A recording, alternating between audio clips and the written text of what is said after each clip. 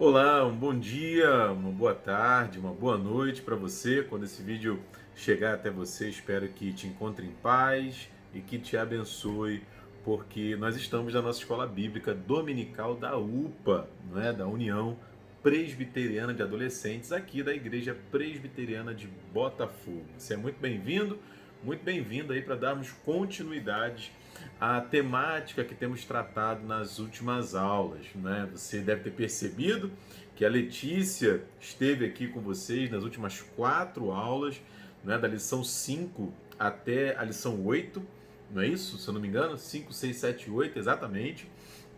Eu estava de férias e agora estou retornando aí, dando continuidade à nossa parceria e substituindo a Letícia, né, que esteve aí nas últimas 4 aulas. Eu estarei nas próximas 4 aulas. Então é isso, né? Muita paciência, que Deus abençoe você. Letícia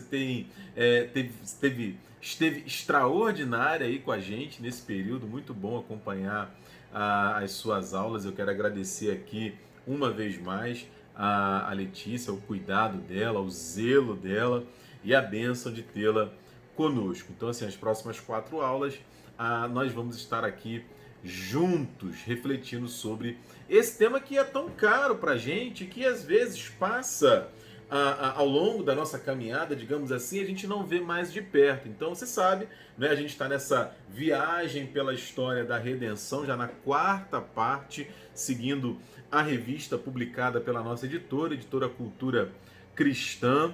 E nessa 4ª parte, falando sobre aquele período ali pós-exílico, né? O retorno do povo de Deus após o exílio. Então a gente tem falado sobre alguns profetas, como Daniel, não é? E também, claro, sobre aquilo que aconteceu naquele período que envolveu o retorno do povo de Deus para casa. Então, por exemplo, só fazendo aqui um resgate breve, a Letícia, na lição número 5 e número 6, falou sobre o Daniel, que eu também falei na lição de número 4, o período histórico em que ele viveu, o desafio dele de viver na Babilônia como um homem de Deus, não apenas ele, mas também o Ananias, o Misael e o Azarias, né, o Sadraque, Mesaque e o Abednego, Daniel, que era o Beltesazar. E depois, na lição de número 6, a Letícia falou sobre ali os desafios do fim dos tempos, aquelas visões ali extraordinárias que o Daniel teve, como isso ajuda a gente ainda hoje a enfrentar as lutas e as dificuldades da nossa vida. Aliás, esse vai ser um tema corrente nos profetas, inclusive o tema que a gente vai ver na aula de hoje também. Aí na lição 7, ali no texto de 2 Crônicas, né, o segundo livro das Crônicas, né, isso é uma curiosidade que de vez em quando a gente fala. Quando a gente fala de carta, a gente fala segunda carta, né? Então, segunda aos Coríntios, né? A primeira a Timóteo, porque são cartas, né? Porque são epístolas. E quando a gente fala dos livros do Antigo Testamento, a gente fala de segundo, né? Então, segundo livro dos Reis, segundo livro das Crônicas, segundo livro de Samuel, primeiro livro, né? E por aí vai. Só uma curiosidade para a gente se localizar aí na interpretação e na leitura da Bíblia, né? A Letícia lembrou nessa lição 7 da nossa aliança com Deus, da fidelidade de Deus à sua aliança.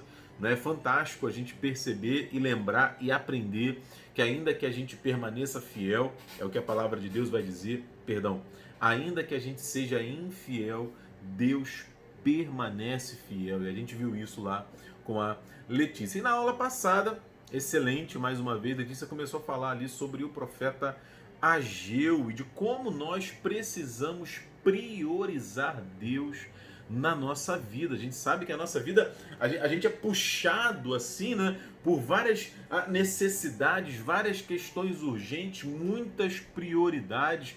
A gente vive a era da comunicação a jato, né? Então, assim, a gente pega o celular, pega o tablet, liga a televisão, tem demanda, tem gente demandando a gente, é estudo, é pesquisa, é exercício, é balé, é natação, é vôlei, é futebol. E aí, onde é que entra Deus nessa história? Onde é que entra a leitura da palavra de Deus nessa história, a nossa vida de oração, a nossa comunhão com Deus, a nossa fidelidade a Deus em meio a todas as nossas demandas? A Letícia conversou com a gente sobre isso, sobre a gente estabelecer as prioridades a partir do profeta Ageu. Porque veja, o profeta Ageu, ele está assim, para e passo, né? Ele está no mesmo período histórico desse profeta que a gente vai ver hoje. Eu já peço para você abrir a sua Bíblia, daqui a pouco a gente vai ler um texto, mas já abre a sua Bíblia aí lá no profeta Zacarias, que é contemporâneo do Ageu, e os dois estão aí nesse período pós-exílico, quando o povo retorna da Babilônia, do exílio na Babilônia, da dominação da Pérsia, e volta para sua terra natal ali para começar a reconstruir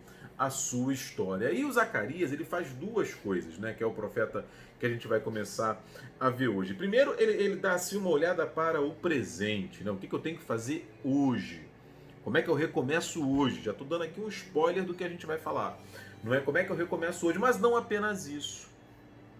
Não apenas isso. O Zacarias, ele também tem assim um olhar para o futuro. Não é interessante, se eu não me engano foi o Moltmann, né, um dos primeiros teólogos, o Johann Moltmann, desculpe aí o meu alemão, não do Google, né, do Google Tradutor, né, mas é algo parecido com isso em alemão, o Johann Moltmann. Eu não tenho aqui o livro dele, eu devo ter levado para casa, né, o grande livro dele, né, eu tenho uns 2 ou 3 livros dele. É o famoso Teologia da Esperança. Estou aqui tentando dar uma olhada, mas não está aqui. Não é? Ele tem uma frase que é muito interessante, que Ai, meu Deus, como é que é o nome dele? Não é o Alistair McGrath. É o... Deixa eu ver aqui no computador. Pera aí, o computador está aqui na minha frente. É o Surpreendido pela Esperança. Exatamente, parece que o Google me ouviu aqui, né? É o N.T. Wright, né? Num livro publicado. O Teologia da Esperança é publicado pela Vozes, se eu não me engano. Ou é Vozes ou é Paulo, né? Do Johann Moltmann. E o Surpreendido pela Esperança é do N.T. Wright, publicado pela Ultimato. São dois livros que têm a mesma temática, né? Digamos assim, né? Guardadas algumas proporções. Que é a temática das últimas coisas, a temática do futuro, a temática daquilo que a gente, na teologia, costuma chamar de escatologia, que é a doutrina das últimas coisas, ou seja, o que vai acontecer quando Jesus voltar, não é? Quando todas as promessas da Bíblia de ressurreição, de retorno de Jesus, o que pra gente é essencialmente futuro, né? É essencialmente o futuro, o que vai acontecer no futuro, que pode ser agora, pode ser daqui a um segundo, pode ser enquanto eu estou aqui gravando essa aula, como pode ser daqui a 10, 20, 30 anos. É a esperança da igreja e do povo de Deus ao longo da história, né? E aí, por que eu estou falando isso? Tanto o Moltmann como o N.T. Wright, né, no Teologia da Esperança e o Surpreendido pela Esperança, né? Tá me fugindo o nome. Eles falam o seguinte, gente, muita atenção nisso, né? E o Zacarias, ele é muito feliz aqui no texto dele, claro, palavra de Deus, né? Aquilo que a gente crê pro futuro tem influência direta naquilo que a gente faz no presente. Né? Como assim, Diego? Não entendi. Não entendeu? Não é? Por exemplo, você quer começar a fazer uma dieta. Você quer emagrecer, você quer ficar com um corpo mais saudável, mais bonito, né? Hoje você não tá, né? Hoje eu não tô. Mas eu tô pensando em daqui a um ano. Eu tô pensando em daqui a 6 meses, eu tô pensando em daqui a 2 anos.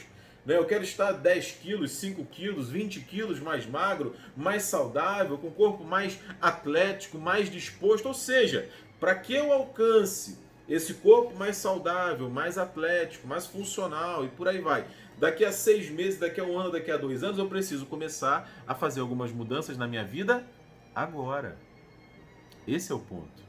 Então assim, o que eu penso em relação ao futuro vai influenciar decisivamente as minhas atitudes agora. Isso vale para a dieta, isso vale para os estudos, né? Por que, que a Letícia e o Pedro começaram a faculdade? Porque eles querem terminar a faculdade e trabalhar na área que eles almejam trabalhar, né? A Letícia é professora e o Pedro profissional de tecnologia. Então, assim, o que eles desejam de futuro, né? Da formação profissional e tal, influencia no fato de ter que acordar cedo hoje, sair, ir para a faculdade, por aí vai. Acredito que eu tenha me feito entender. E isso vale para a fé também. Isso vale para a nossa relação com Deus. E o Zacarias fala exatamente disso, né? Ele fala do dia do Senhor.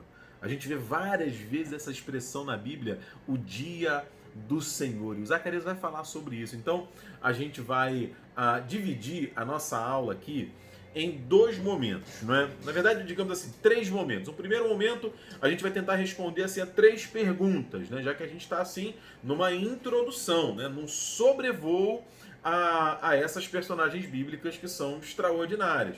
Então a gente vai primeiro pensar no quem, no quando e no porquê, né? Quem foi Zacarias? Quando Zacarias escreveu? Por que o Zacarias escreveu? Depois a gente vai dar mais uma analisada aí nas razões do Zacarias ter escrito o seu texto. E aí, na semana que vem, a gente vai continuar a falar sobre o Zacarias, porque assim, hoje a gente vai tratar um pouco mais do que o Zacarias falou para aquele momento da história e que, claro, serve para a gente hoje ainda também. E aí, na aula que vem, a gente vai falar um pouco sobre esse dia do Senhor, essa visão de futuro, essa visão escatológica, essas promessas que tanto abençoaram o povo de Deus no passado, num momento histórico muito difícil, como devem certamente abençoar a nossa vida hoje aqui também, beleza? Então assim, corri, né, para fazer aí uma introdução e a gente vai orar agora para poder começar, beleza? Então feche seus olhos aí comigo. Vamos falar com o Senhor. Senhor, obrigado por estar de volta aqui com os teus filhos, com as tuas filhas, a fim de estudarmos a tua palavra. Obrigado, Deus, por falar ao nosso coração, por nos chamar a este tempo aqui de reflexão acerca da tua vontade. Fala-nos, Senhor, abençoa-nos, Senhor, e toma esse tempo de aprendizado, de crescimento nas tuas mãos. É a nossa oração, agradecidos, em nome do teu Filho Jesus Cristo, Pai. Amém, Senhor. Beleza? Então vamos lá. Primeiro, né, aí, quem é o Zacarias? A gente ainda não vai ler o texto, né? Lembrando que a gente está aqui começando a refletir sobre esse profeta. Então deixa eu pegar minha Bíblia aqui e abrir lá no profeta Zacarias. Zacarias. Quem foi o Zacarias, quando ele viveu, não é? Qual era o seu contexto e tal, tudo isso e muito mais sexta-feira no Globo Repórter, brincadeira. Né? Zacarias, finalzinho do Antigo Testamento, já quase chegando no Novo Testamento, deixa aí a sua Bíblia aberta, que é o texto que a gente vai tratar. Bom, o Zacarias, primeiro é importante a gente saber que esse nome Zacarias, né, você mais jovem, adolescente, não vai lembrar, ou dificilmente vai lembrar, a menos que tenha visto no YouTube alguma coisa assim, os Trapalhões. Né? Uma das personagens dos Trapalhões, um grupo de comédia e tudo mais, muito famoso nas décadas de, acho que 70, 80 e 90, principalmente no Brasil. Um deles era o Zacarias, né? Então esse era um nome muito comum no Antigo Testamento e o significado é o Senhor se lembra, né? Um significado muito propício para a temática que o Zacarias aborda, como a gente vai ver, né? Como a gente vai ver daqui a pouco. O Neemias, né? Tá num outro texto bíblico, ele registra ali a genealogia, a árvore genealógica do Zacarias. E isso o Neemias mostra pra gente, porque ele também é contemporâneo do Ageu e do Zacarias, assim como o Esdras, né? São personagens bíblicas que convivem ali no mesmo período. Ele era de uma família sacerdotal, ou seja, ele era um sacerdote, aquele responsável por zelar pelo culto, zelar pela palavra de Deus. Né? Só tinha um problema, né? Eles nascem, né, no exílio, eles nascem fora de Israel. E aí, num determinado momento da história, eles são trazidos de volta para a sua terra natal, que eles, na verdade, nem conheciam. Não é? Um detalhe importante sobre a vida do Zacarias é que ele, muito provavelmente, ele começa o seu... Aliás, pelo tempo, né, esse é mais um dado importante, pelo tempo que ele profetizou, ele começa o seu ministério muito jovem, né, porque ele profetiza pelo menos, ele serve ao Senhor como profeta atuante, né, efetivamente, pelo menos por 50 anos. Então, provavelmente ele começa o seu ministério ali a partir dos 20 anos, né? Ao contrário do profeta que a Letícia falou na semana passada, o Ageu, que já começa assim o seu ministério já bem mais velho. Um fato importante também, uma curiosidade interessante na vida do Zacarias é que Jesus cita ele. Lá em Mateus capítulo 23, versículo 35, Jesus fala sobre Zacarias, que Zacarias ele morre martirizado. Interessante isso, não é? E dentro do templo, uma loucura, o pessoal meio que se afastando da religião e do relacionamento com Deus. E aí, quando que o Zacarias está? Né? Quando que ele... Deixa eu tomar um gole d'água. Quando que ele escreve a sua profecia? Provavelmente ali entre os séculos 6 e 5 antes de Cristo, né? Mais precisamente ali no ano de 518, 520. Diego, como que é possível ter tanta precisão assim? Porque o Zacarias fala, olha aí, Zacarias no capítulo 1, versículo 1, ele fala, no 8º mês do 2º ano de Dario, veio a palavra do Senhor ao profeta Zacarias. Os registros históricos daquela época, a gente sabe que tem bastante coisa, né? Datam o reinado do Dario, nesse período aqui do 2º ano, entre 518 e 520. Então, assim, é bem provável, né, dizem os estudiosos do texto, que o Zacarias escreve a primeira parte do seu livro, dos capítulos 1 a 6, exatamente nesse período, né, entre 520 e 518, e a segunda parte também, que é dos capítulos 7 e 8. Aí, a partir dos capítulos 9 em diante, né, ele cita a Grécia e alguns contextos ali mais posteriores, então provavelmente ele escreveu ali entre o ano 470 e 480 antes de Cristo. Diego, por que essa aula de história? Né? Quando escreveu? Para quem escreveu? Por que escreveu e tal? Gente, porque isso ajuda a gente, em primeiro lugar, a ter confiança no texto. Né? Porque essa dúvida é uma dúvida que passa na cabeça de muita gente. Pô, Diego, como é que eu vou saber que isso aí foi o Zacarias mesmo, foi o Ageu mesmo? Como é que é isso? Não é possível, muito tempo atrás, né? Nunca é demais lembrar que é uma longa pesquisa, né? Uma pesquisa importante, séria, no mundo inteiro, acerca da formação da Bíblia, acerca da formação dos textos sagrados. E há também a história paralela, digamos assim, que corre fora da Bíblia, a história dos registros dos reis da Babilônia, dos reis da Pérsia, dos reis da Assíria, dos reis da Média, dos reis do Egito. Né? Então a gente, quando casa, né? Quando confronta a história bíblica com a história secular, digamos assim, a história do mundo, né? A gente encontra esses paralelos e eles dão segurança para a gente se localizar no texto bíblico, que é fantástico, né? A gente vê um texto que tem 2.500 anos, ainda hoje falar a nossa vida e ao nosso coração. Então, assim, dá credibilidade para o texto, é muito legal, não é? E aí, por quê? A gente chega no porquê. A gente já falou sobre o quem, sobre o quando, e a gente vai pensar agora um pouco sobre o porquê. Por que Zacarias escreve o que ele escreve para a gente, né? Veja, não é assim, de forma muito sucinta e objetiva, o Zacarias ele compartilha com o Ageu, como eu já falei, né? Eles são contemporâneos, a tarefa profética de levar o povo de Judá, o povo de Israel, né? O povo que volta do exílio, é a nossa grande temática aqui, né? Cafezinho. A reconstrução do templo.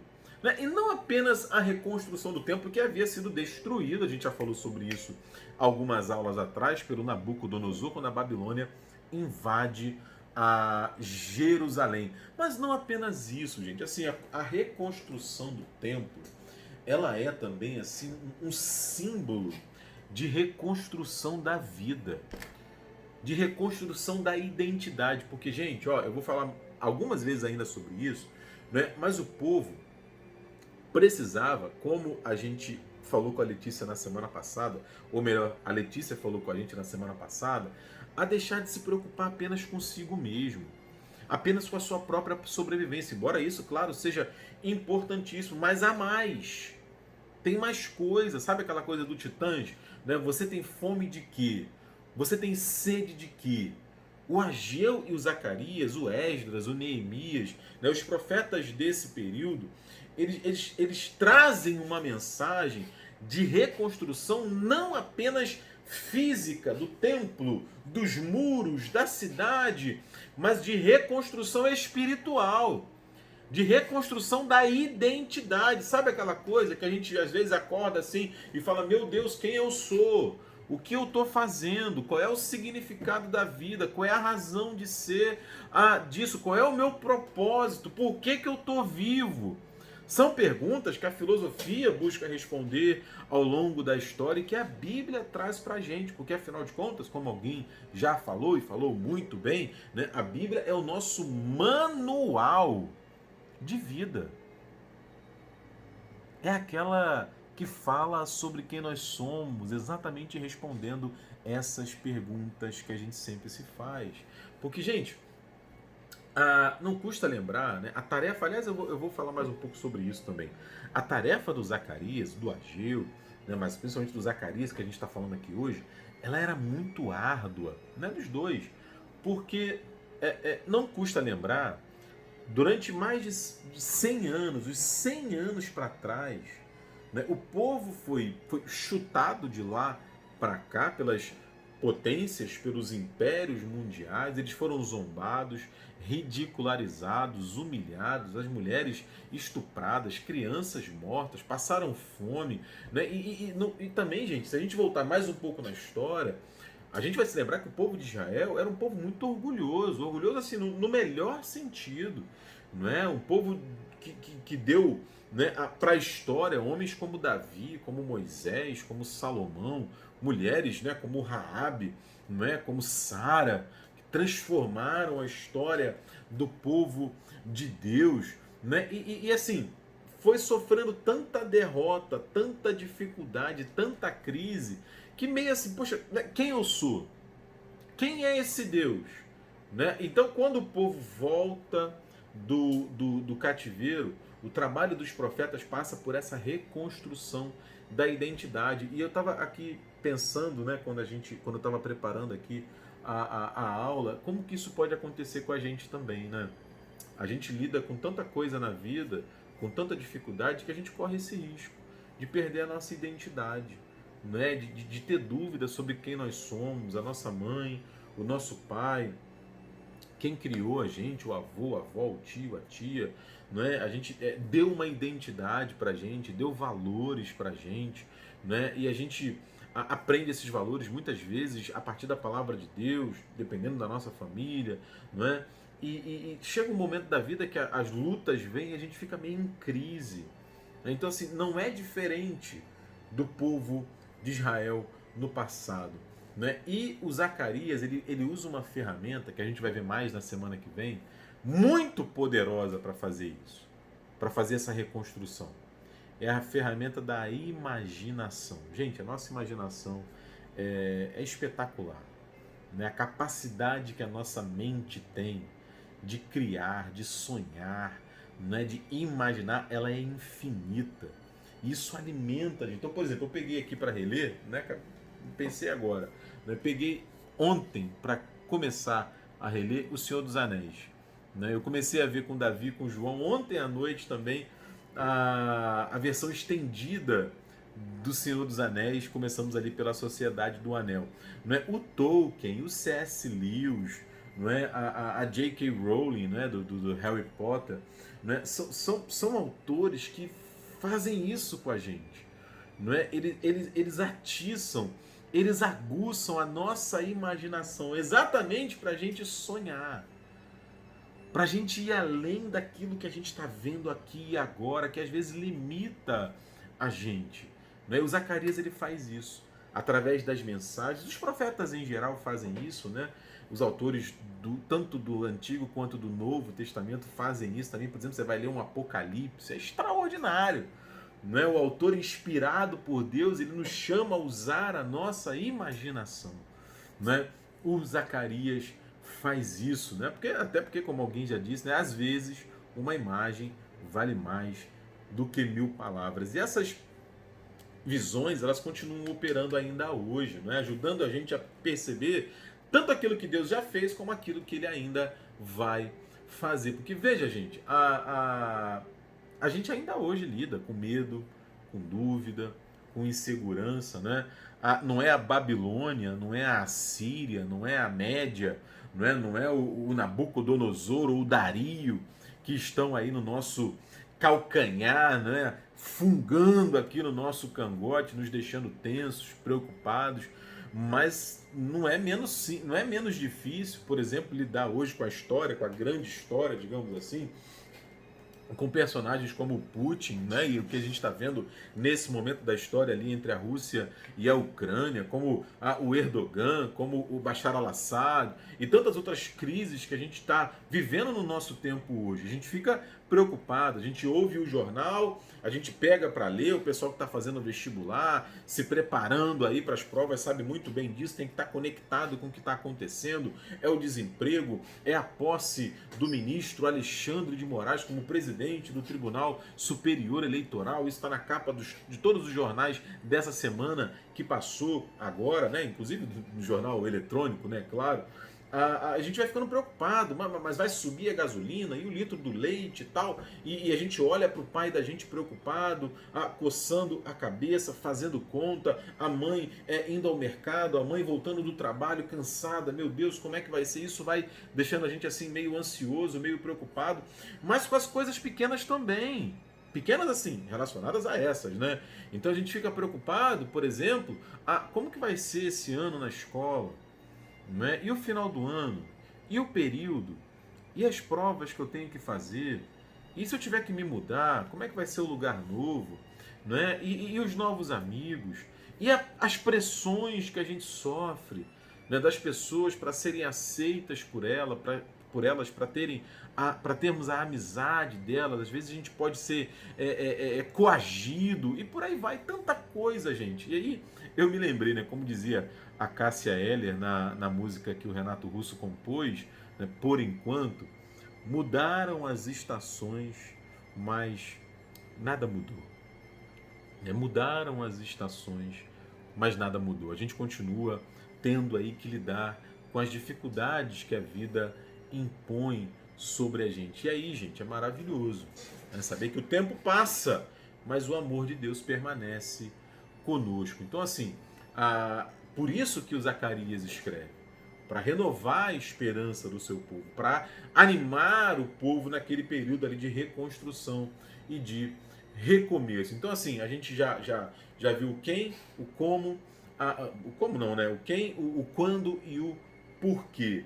E aí a gente vai chegar assim na parte final da nossa aula agora, aprofundando, como eu falei, um pouco mais essa questão do porquê.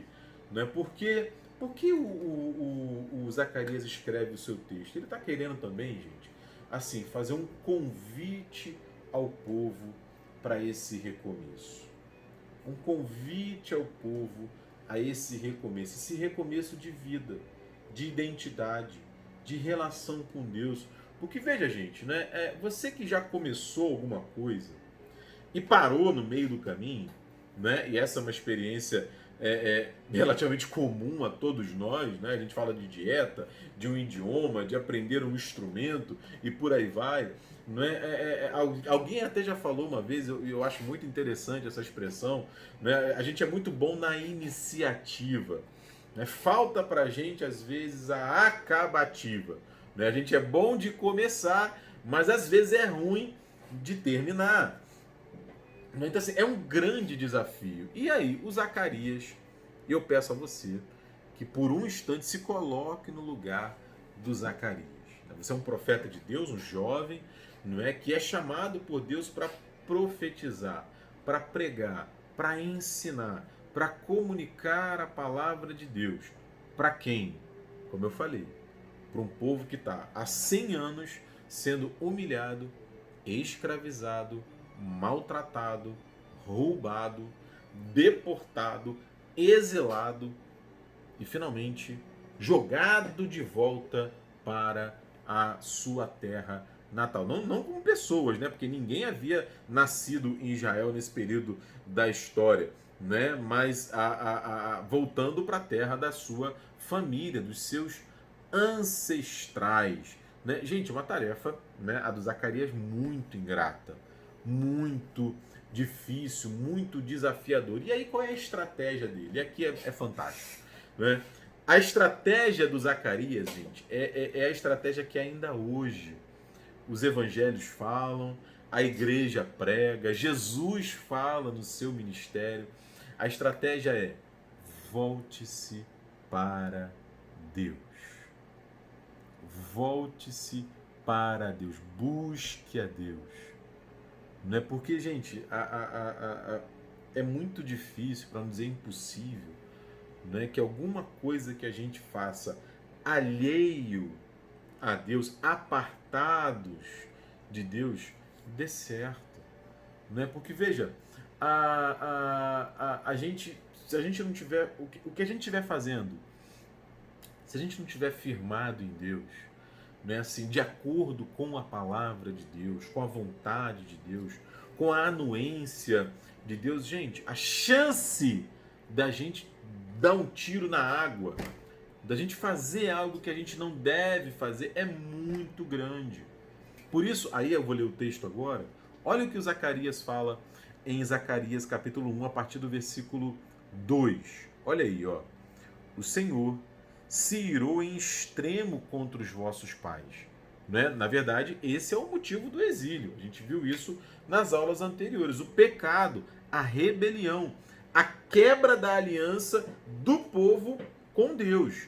Né? Por isso o Senhor se irou em extremo. Portanto, diz-lhes, versículo 3, assim diz o Senhor dos exércitos. Interessante isso, né? Porque é um povo que vem marcado pela guerra. E quem está falando com eles é o Senhor dos exércitos, o Deus Todo-Poderoso. O que ele fala? Tornai-vos para mim. Arrependam-se. Não é? Diz o Senhor dos exércitos, e eu me tornarei para vós outros, diz o Senhor dos exércitos. Ou seja, voltem para mim. Reconheçam que vocês precisam de mim e da minha presença. Na verdade, eu não me afastei de vocês. Foram vocês que se afastaram de mim. Né? E aí ele fala, olha aí o versículo 4. Não sejais como os vossos pais, a quem clamavam os primeiros profetas, dizendo, assim diz quem? O Senhor dos exércitos. Convertei-vos. Gente, converter-se. Converter é deixar de fazer aquilo que você fazia e fazer de uma forma diferente. Convertei-vos agora dos vossos maus caminhos, das vossas más obras, mas não ouviram nem me atenderam, diz o Senhor. Vossos pais, onde estão eles? E os profetas, por acaso vivem para sempre? Contudo, olha aí, versículo 6. As minhas palavras e os meus estatutos, as minhas leis, né, a minha vontade, que eu prescrevi aos profetas, meus servos, não alcançaram os vossos pais? Sim, estes se arrependeram e disseram, como o Senhor dos Exércitos, quarta ou quinta vez que ele fala, né, Senhor dos Exércitos, fez tensão de nos tratar, segundo os nossos caminhos e segundo as nossas obras, assim ele nos fez. Ou seja, o que o profeta está falando aqui? Gente, não façam como os seus pais, como os seus antepassados. Essa é a ideia, não só, né, a relação filial direta, né, mas aqui ele está se referindo aos antepassados. Né, fizeram, que me desobedeceram, que quebraram a minha aliança com maldade, com desobediência. Não, por quê? Porque eu nunca os abandonei e agora vocês estão voltando para casa. Né? É interessante porque a gente vai para os evangelhos e Jesus fala exatamente isso, gente. Ele fala, por exemplo, ó, João capítulo 15, versículo 5. Eu sou a videira, vós os ramos. Quem permanece em mim e eu nele, esse dá muito fruto. Por quê? Porque sem mim, diz Jesus, nada podeis fazer. Então, assim, o que o profeta está falando há 500 anos antes de Jesus é o que ele repete no seu ministério e o que a gente ainda hoje precisa seguir. Nessa reconstrução da identidade do povo, voltar-se para Deus era essencial. E veja, voltar-se quando? Não é amanhã, Diego. Quando der, quando for possível. Não é quando a coisa ficar ruim. Não, gente. É voltar-se para Deus hoje. É voltar-se para Deus agora. Agora. E aí ele vai fazer isso de outras maneiras, como eu falei, não é? Através das visões que ele apresenta. A gente vai ver isso no capítulo 1, a partir do versículo 7, né? Tá aí, ó, a primeira visão, os cavalos. A gente vai começar a ver isso na semana que vem. Depois um registro histórico ali do capítulo 6, nos versículos 9 a 15. E a partir do capítulo 7, ele vai falar do templo construído. E no capítulo 9, a realidade da majestade do reinado de Deus. Afinal de contas, ele conduz a história. Então a gente vai parar por aqui, né? Já falamos bastante, relembrando aqui, conhecendo o Zacarias, para quem ainda não conhece, pedindo a Deus que ele fale mais ao nosso coração nessa reconstrução da identidade de Deus em nós. Quem sabe eu e você não precisamos disso nesse momento da história, nos voltarmos para Deus, reconhecermos a nossa necessidade dele, abandonarmos algum mau caminho, alguma obra má que nos afasta de Deus e reconhecermos a necessidade dele, não é? De tê-lo nas nossas vidas. Beleza? Vamos parar aqui. Semana que vem a gente volta e continua. Vamos orar para acabar? Obrigado, Senhor, por esse tempo de reflexão na tua palavra. Fala, Senhor, mais ao nosso coração e ajuda, Deus, a construir, a reconstruir essa identidade tua em nós. É a nossa oração, agradecidos, em nome do teu Filho Jesus Cristo. Amém, Senhor. Amém. Beijo, gente. Muito bom estar de volta. Bom matar as saudades. Até mais.